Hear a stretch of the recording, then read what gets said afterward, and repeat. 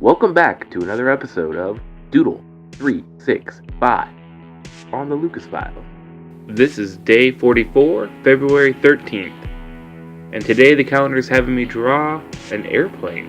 Have you seen Tailspin? Well, the airplane I chose to draw today is the Sea Duck.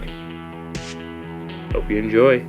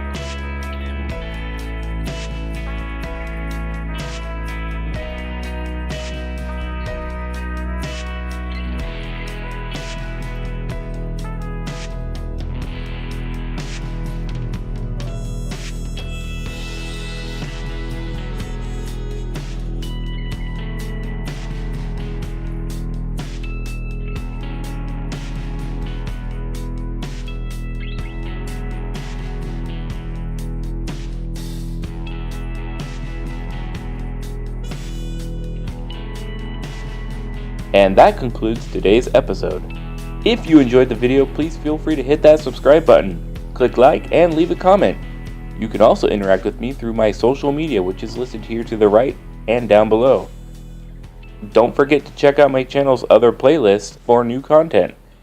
Thank you for watching.